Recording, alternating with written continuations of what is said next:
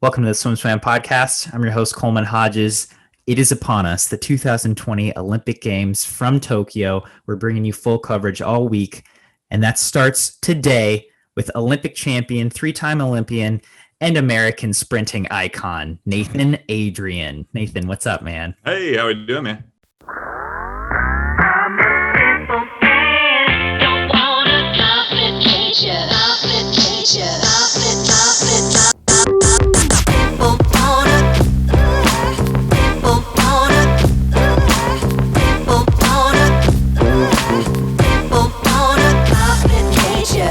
Doing well. I'm excited to sit down with you. We watched the 400 free relay last night. I'm excited to hear your thoughts, your reactions. USA dominant, 3:08.97, fastest textile relay performance in that event ever. What'd you think?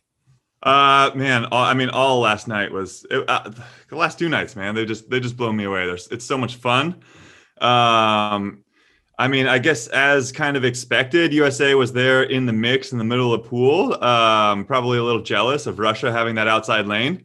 In watching Caeleb, gosh, the guy's in a tough spot. Just like he has that incredible start, so we can't leave him off. We can't do anything except lead him off. But then he's just, it's like a magnet. You know, both sides. Any competitor that knows what they're doing is just gonna go right next to that lane line. I think the French guy's got the ride of a lifetime.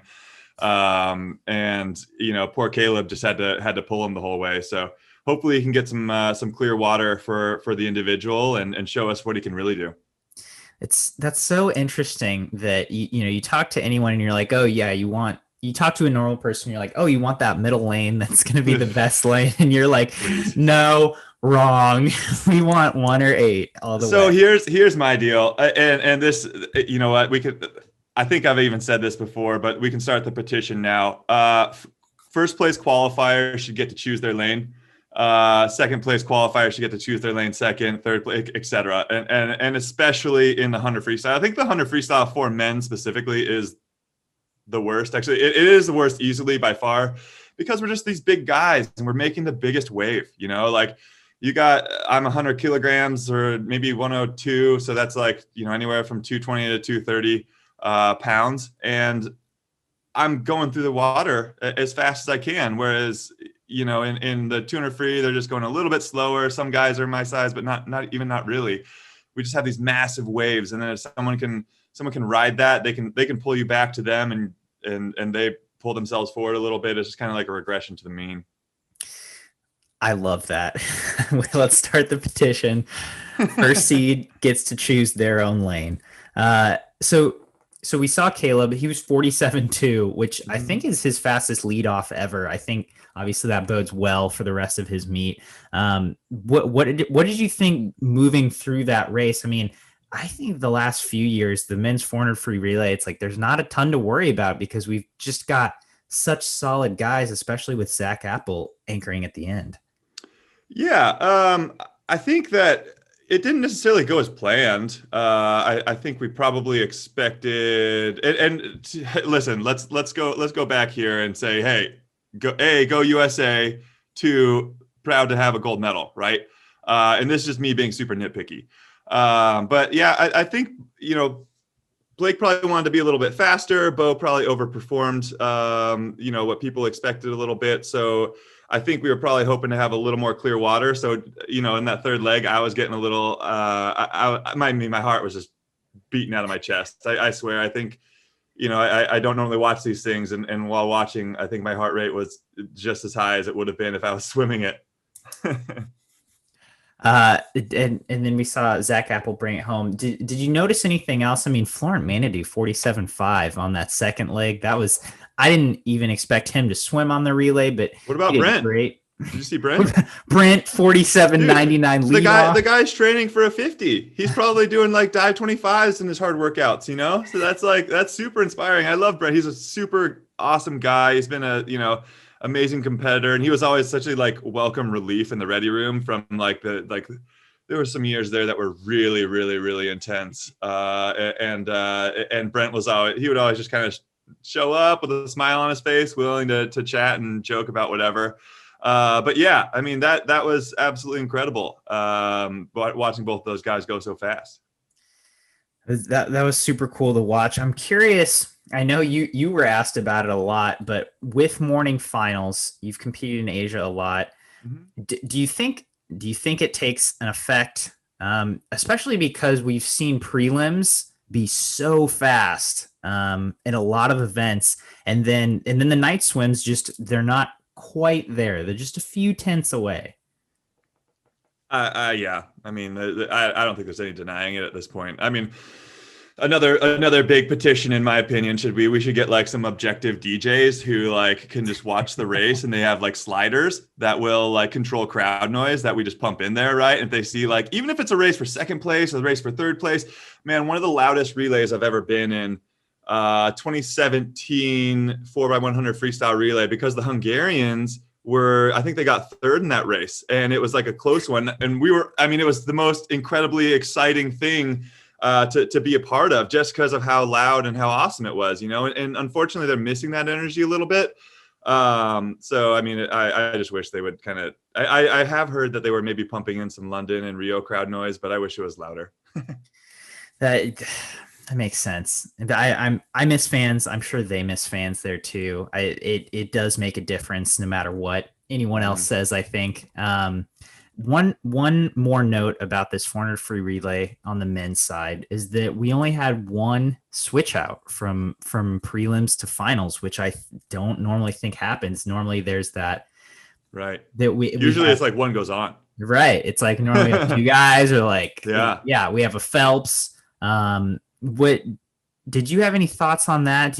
I mean, obviously they handled it well and it wasn't an issue, but it's kind of an abnormality for the US. I mean, it is abnormal, but I mean, I know the people in charge, and they thought it through. Let's just put it that way. This wasn't a mistake. Honestly, I bet hours, maybe a day after they knew who qualified and what their times looked like, they were starting to formulate plans for who was going to be on these prelim relays, and who they expect to be able to move on. Yeah. Again, I wouldn't have done anything different as the head coach for US, and obviously it worked out. Just wanted to mention that and kind of throw it out there. I want to get your perspective on just Olympic Village life. I talked to Caitlin Sandino a couple days ago, and we kind of went through that, but moving into the village, getting used to just totally different accommodations, your travel schedule, you have to like get a bus at a certain time. Can you take us through, as an athlete, all the things you have to acclimate to behind the scenes just at a normal swim meet? Yeah, there's a lot. There's a lot. And every village and every Olympics has its own like thing. Specifically, it has its own layout. I mean, something as small as where the Team USA building is located can actually make a massive difference. Say you're 300 yards away from the dining tent, or you're half a mile from the dining tent. That puts on a lot of steps, a lot of you're talking to a sprinter. That's a lot of you got to manage how many times you go back and forth from that food tent. It can't just be like, oh, I'm gonna go get a snack type of thing.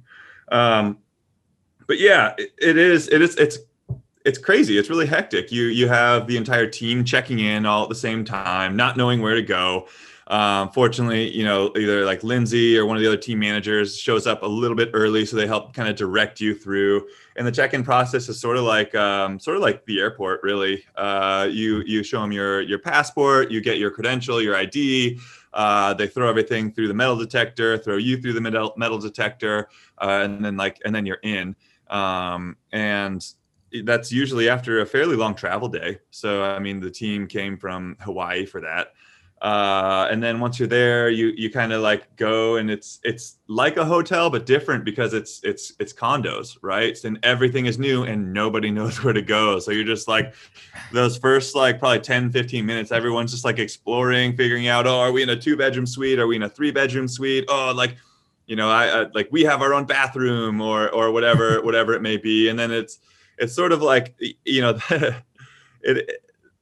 I don't know what it's like right now, but I know the previous Olympics I've been to, the fixtures weren't like the final fixtures.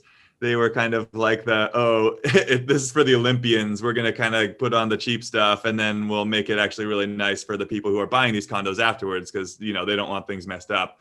Or even in South Korea, I think like the cabinets they were like cardboarded up and had like contact paper all over them to try to protect them so that we couldn't get our fingerprints on them or whatever. So it really is not like a overly comfortable accommodation. Like at hotels, you have what can feel like like a home. It's like, this is a permanent bed. Whereas at the Village, it's like it's a big deal. They talk about it in the media, but these beds are made of cardboard, the bed frames. They're all like twin beds. It's all temporary stuff. It's not intended to last forever. Like a lot of times there's just like bean bags in the common area. So it's you got to get comfortable with being just a little bit uncomfortable, if that makes sense. And I think one of the reasons that's why Team USA they do such a good job of treating us really nicely, kind of leading up to the games, like just making sure that we are in a good place. We're all having a good time. We're all happy. It's kind of like our gas tanks are nice and full and prepared to deal with, whatever the Village may bring. And it always is something.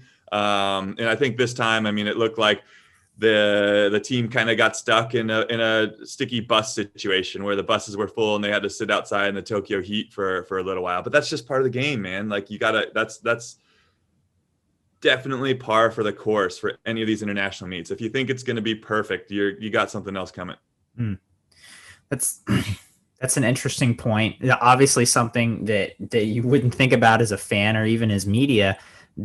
So once you get there and once the meet starts, you've done a ton of these long 8-day international meets. Mm-hmm. Do you feel your gas tank getting lower as the meet goes on, especially for someone like you who knows you've got the 50, you've got the medley relay at the end of the meet? Yeah, I think energy and emotional energy management it becomes a big thing. And it's sort of like, it's between kind of you and your coach, how you manage it, because it's hard to skip out on a final session. But if you're swimming in the next prelim session, you need to be taking care of yourself, right? That's how you take care of the team, is taking care of yourself. Mm-hmm. So, you can't be out there on your feet, jumping up and down, screaming, banging the boom sticks together, doing all that song and dance, if you have a race coming up. So on the flip side of that, if you're just kind of hanging out at home, being a sloth, walking slow to the bus, doing your small, your loosen up swim, walking slow, getting a massage, then you don't you got to do something to get a little bit excited. So maybe in that instance, you gotta go to a final session for maybe one or two finals and just, ride that energy just a little bit and get you back up to where you need to go. I think really a lot of it is just knowing yourself, knowing what gives you energy, and then knowing what takes energy away. And then managing that appropriately. That, again, it's a great perspective. I love hearing that, especially from someone who's done it as many times as you have. So back to the racing.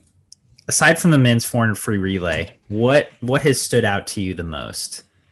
A couple things. The young women are so incredible and have such an unbelievably high ceiling ahead of them. Tori, her turn was a little long. I really, if she would have nailed that, I think she would have had a gold medal. Lydia, watching her overhead, that overhead shot, there is just something her kick is unbelievable. Time, the hundredth of a second that it takes her to go from a fully coiled breaststroke kick to her ankles together. And it's that's incredible. With presumably not a ton of strength training, her ceiling is just so incredibly high. It's going to be super fun to watch.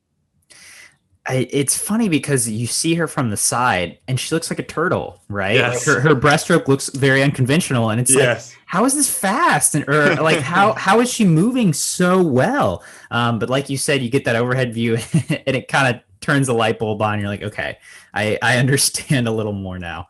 Man, the women's 100 fly was such I can't believe how close it was. I think it was 14 100s first through fourth. Yeah. Like you said, that long turn can make a big difference. Here's my hot take. And Coleman, give me. I'm going to let you choose, but I'll give you even odds on Tori Husk by her senior year in college versus Caeleb Dressel's short course meters 100 fly record, which is 47.7, right? Oh, 47.7. Yes, I'm sorry, I was thinking 100 IM. 47.7. Woo! Tori Husk senior year. Maggie McNeil just went 48. I think she was 8.8 or 8.7, maybe. I can't. That sounds right. Exactly. Oh man, that is hard. I'd give it even odds, man. I'd take either side of the bet. Yeah. If we're doing hot takes, I just got to go for it. I think Tori Husk, she's already 50 low or 49, I think, in the 100-yard fly. And I mean, she's incredible, obviously, but there's just a lot of things that she looks like she can clean up, you know. And is she going to Stanford? I don't remember. She's going to Stanford. I don't think she lifts a ton. I think she incorporated dryland this year, but and she's kind of used to sprint training, and so I think she gets to Stanford, she'll probably stick with the sprint, but I think they could definitely build on her repertoire. And 47.7. There it is, the hot take. I'll take the other side begrudgingly just because I said I would, but maybe at women's NCs or men's NCs the week after, I'll buy a Modelo. That sounds great. Yeah, I think you heard it here first. It was your idea, so we'll give you the credit there either way. So we're 2 days in. We had prelims this morning. I have to shout out your Cal teammate. Ryan Murphy looked stellar last night. He really took it out 52-2 after coming in 8th. It reminds me of Aaron Pearsall, how focused and how lasered in he is on what he needs to do through each round. Yeah, so that was actually when I think my heart rate started, getting up about over 120 or 130. Just watching Ryan, it was like out of my chest. I was like, dude, I don't know if I can do this for the next 45 minutes, but I managed.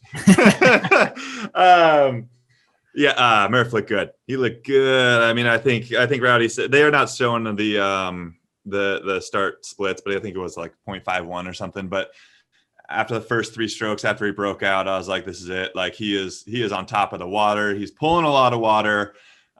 He's looking real strong, but still pretty light. I think, Ryan, he can do anything. So, sometimes he can get really, really strong in the weight room, but then it weighs him down in the water.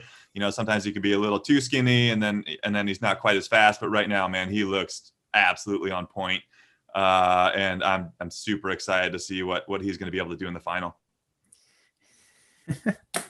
I think that's funny that you mentioned him in the weight room, just because I think he's the most jacked swimmer on Team USA.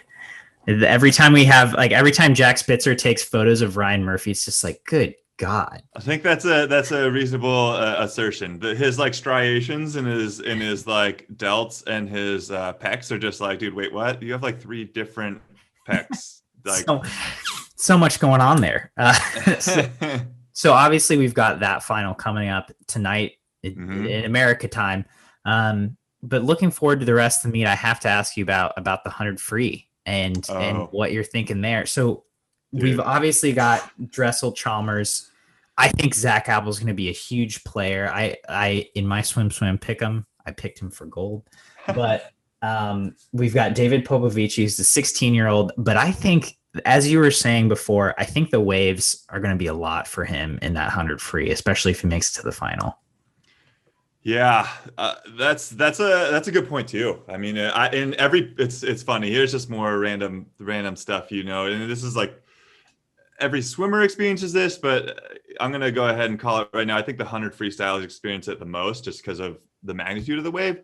But every pool is slightly different. Like the wave that chases us has a slightly different timing to when we hit it, you know? So Caeleb's obviously going to get under it.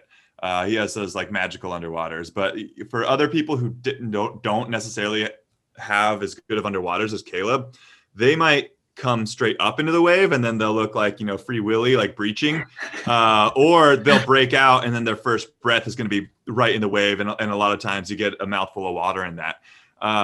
So maybe they got some information from the relay. You know, the David Popovici didn't swim. Did he swim a relay? I think he swam just the 200, right? I think just the 200. So that'll give him a decent idea. But man,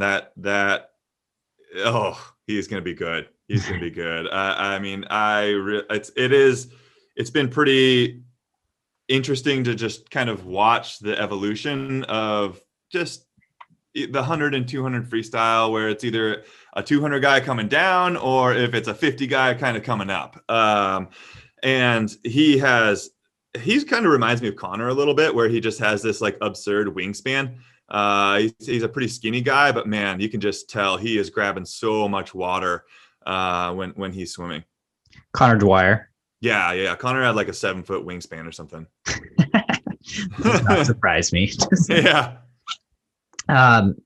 So obviously that's going to be a fun race. I want to finish with just asking about you a little bit, having had some time after trials to sit and just kind of process that meet. How are you feeling today? I'm feeling good. I've been busy. Will and I have been working hard on the swim school. And that's been great for me. Just kind of a little bit of shift of gears. Obviously trials was disappointing. But you know, honestly, from my experience with cancer, I know personally, nothing is worse for me than like sitting still and just doing nothing. So I kind of jumped headfirst into that. And been trying to, you know, help. Will's been running it like a champ, but I'm just trying to you know, get as many things done on the back end that we've kind of put off until now as possible, and it's been really fun. Listen, I'll say this and then I'll back off. But Beisel's doing it. They roped Phelps into it. I think he can commentate. I think you have the knowledge and skill to drop in the 100 free and say, "Listen, guys, this part's going to go down." Oh man, that would be fun. Maybe one day, but they're doing a great job, man. I do enjoy the coverage. I think Michael's doing a great job. Hopefully we hear a bit more of Elizabeth's voice here soon. She has awesome things to say. I think in wave 1 of trials, she did an awesome job. So, you know, I'm just here to enjoy the ride right now. I want to get the full fan experience, man. I mean, I'd say in 2004, I'd say I watched it, but I didn't like set an alarm to watch like beginning to end of each session. Whereas this time I certainly am doing it. Not for prelims, you know, when my dog wakes me up at 5 a.m., I go ahead and, you know, check SwimSwam to see what the prelims recap is. But finals, certainly I'm watching everyone. I hear you there. Well, Nathan, it's always good to chat with you. Thank you so much for taking the time. Any parting thoughts before we sign off today? Yeah, go USA.